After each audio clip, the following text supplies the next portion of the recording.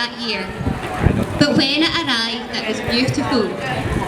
In those days, everything, the trees, the wheat, the blossom, and the sound of the birds and insects seemed to thrust upwards in a kind of delightful bliss.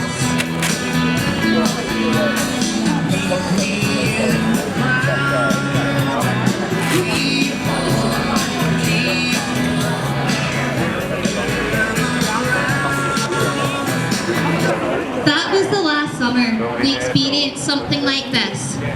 The last summer we walked outside to enjoy the wonders of nature, the sweet scent of the flowers, the trees swaying gently in the breeze, the gentle humming of bees and our glorious, brightly coloured pollinators sailing through the air around our flowers. It was taken for granted. There were signs of emergency. Millions of insects were dying, with many becoming extinct. This was impacting other species who depended on the insects for food. But we kept pulling out the flowers, cutting the grass, chopping down trees, paving over the land and creating a toxic atmosphere by spraying pesticides and weed killers indiscriminately. We ignored the science, ignored the fact that there were less and less butterflies, moths and bees in our gardens. Some insects we didn't miss so much, like wasps and flies. But this was because we were not aware of their importance to our way of life.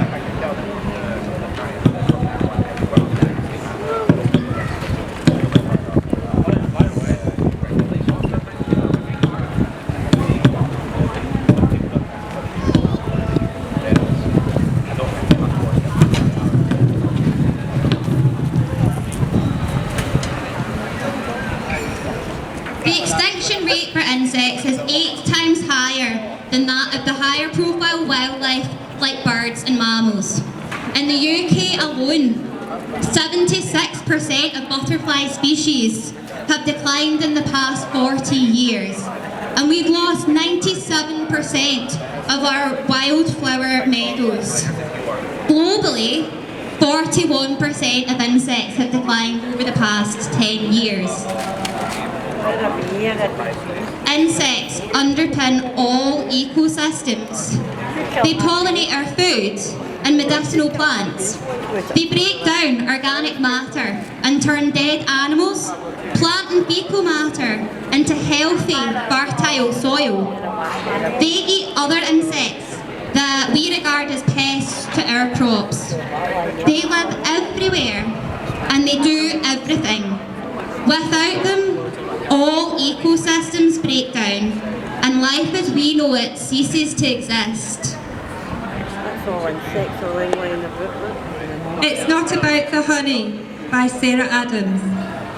It's not about the honey. It's not about picnics panic-free.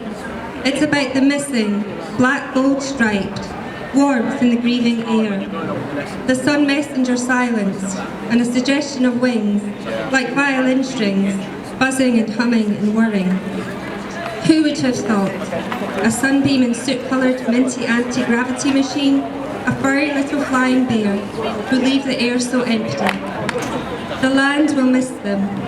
The gold-dusted stamens will wait and breathe, wither and die, childless. Our bellies will miss them, and our rainbow plates will become dull brown and ash grey in morning.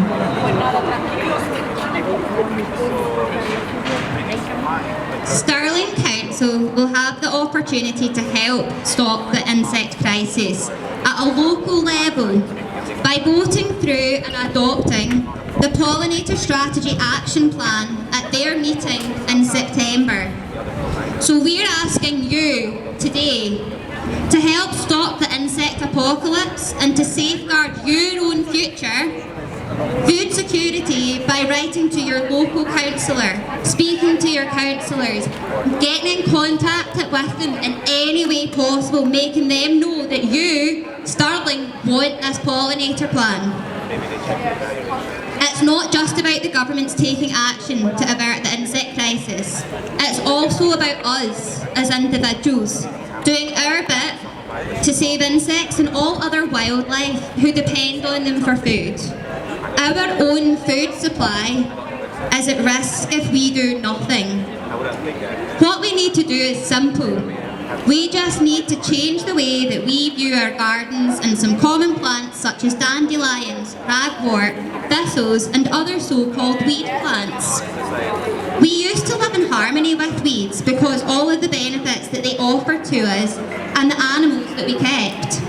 In recent times, we've been brainwashed to despise them by the same companies that are selling us the chemicals to get rid of them.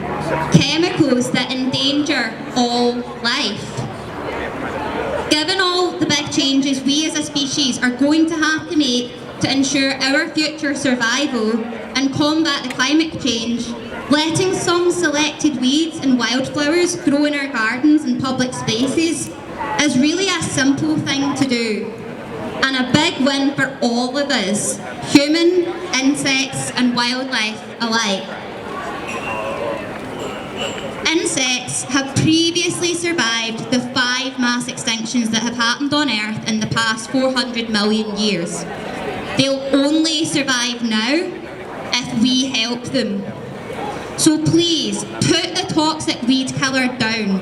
Let the lawns and the selected weeds and wildflowers grow. And let's start viewing our gardens and landscape from an insect's point of view.